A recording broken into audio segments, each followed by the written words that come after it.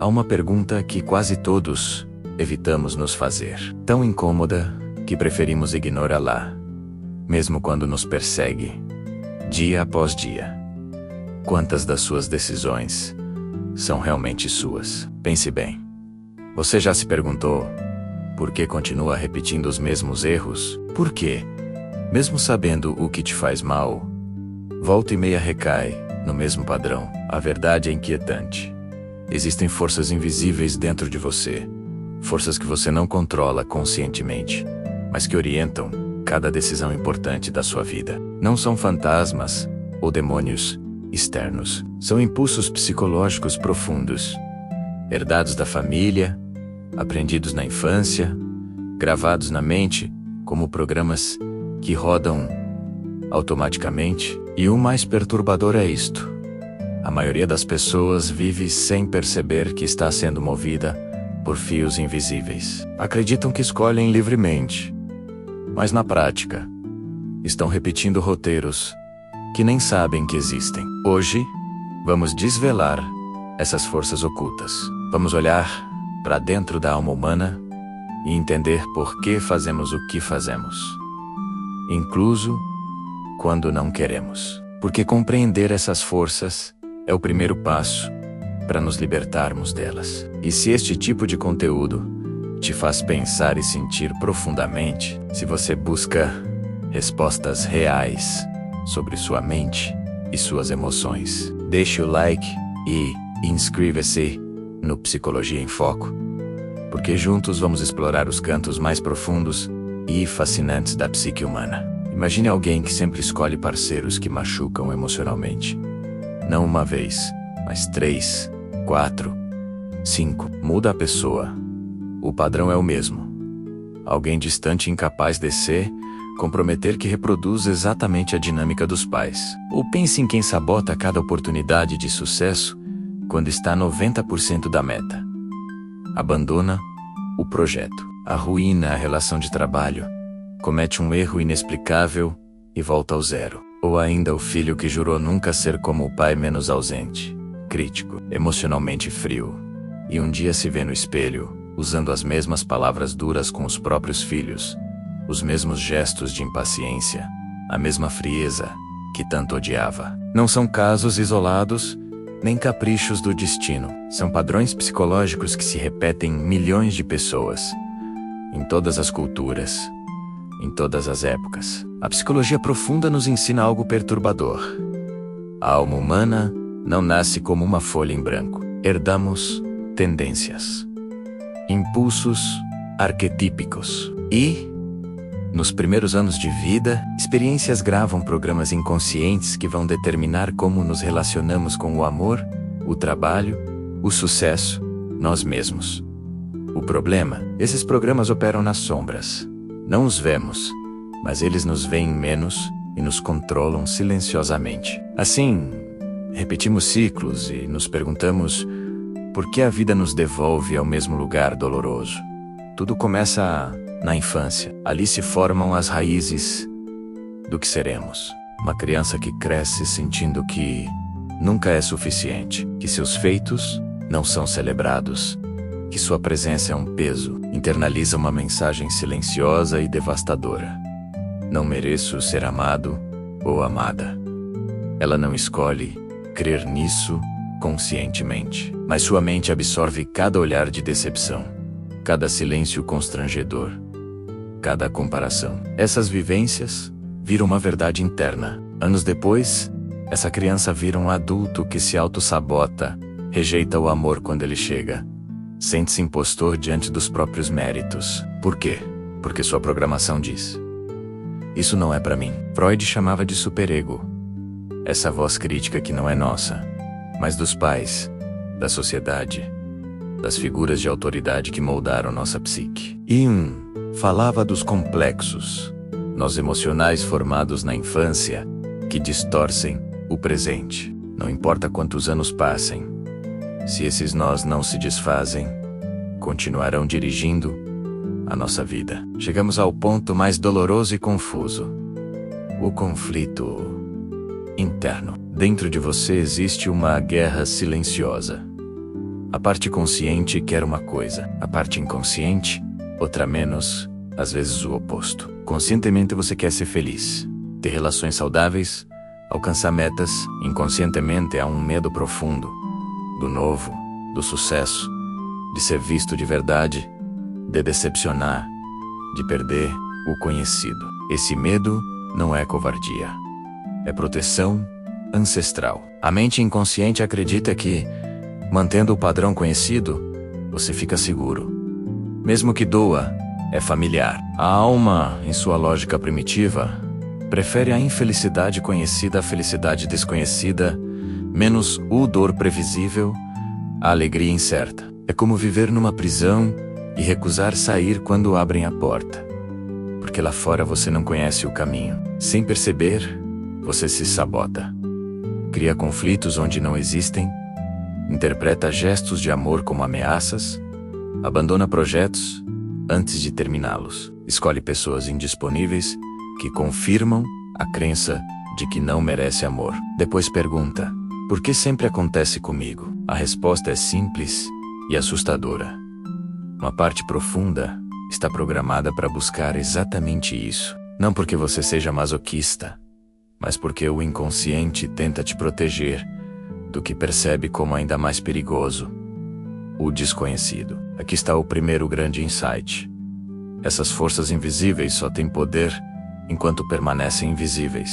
No instante em que você as traz à consciência, as nomeia e reconhece, elas perdem boa parte do controle. Carl Jung disse: até que você torne consciente o inconsciente, ele dirigirá a sua vida, e você o chamará de destino. O que chamamos de azar ou fatalidade são, muitas vezes, padrões inconscientes modificáveis. Mas, antes, precisamos vê-los. Precisamos de honestidade brutal para perguntar: o que estou repetindo? Que padrão da minha infância revivo na vida adulta? A quem eu me pareço quando ajo assim? Dói porque nos obriga a parar de culpar o mundo e assumir responsabilidade pelos nossos roteiros. Mas também liberta. Se as correntes são invisíveis, podem ser rompidas.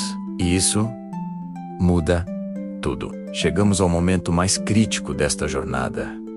O instante em que a pessoa percebe que perdeu anos, talvez décadas, vivendo uma vida que não era sua. Imagina acordar, depois de mais uma briga, de perder mais um emprego, de ver os filhos repetindo seus erros, e entender com clareza cortante que as grandes decisões não foram suas.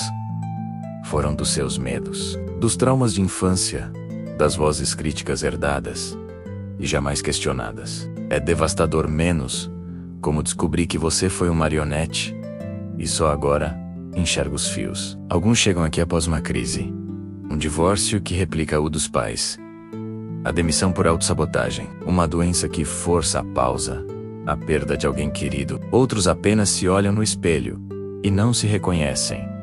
Vem o pai, a mãe, tudo aquilo que juraram nunca ser. Este é o ponto de virada.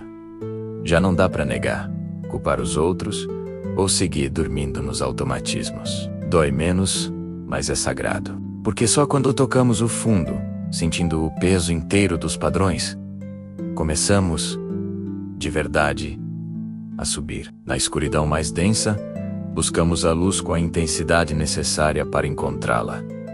Vamos entender os mecanismos. E nos ensinou sobre a sombra, a parte que rejeitamos e trancamos no porão psíquico. Tudo que não queremos ser: o fraco, o egoísta, o carente, empurramos para o inconsciente. Mas a sombra não desaparece. Fica mais forte nas profundezas e passa a nos controlar por vias indiretas. Projetamos nos outros aquilo que negamos em nós.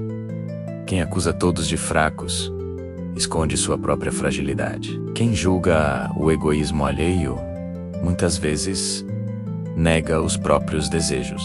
Freud descreveu os mecanismos de defesa menos negação, projeção, racionalização, formação reativa menos estratégias para nos proteger do dor emocional, mas que também nos aprisionam. Adler revelou o complexo de inferioridade, mostrando como feridas precoces nos fazem sentir menos e como passamos a vida compensando de modos autodestrutivos, uns buscando poder e controle, outros afundando na autopiedade. A neurociência confirma.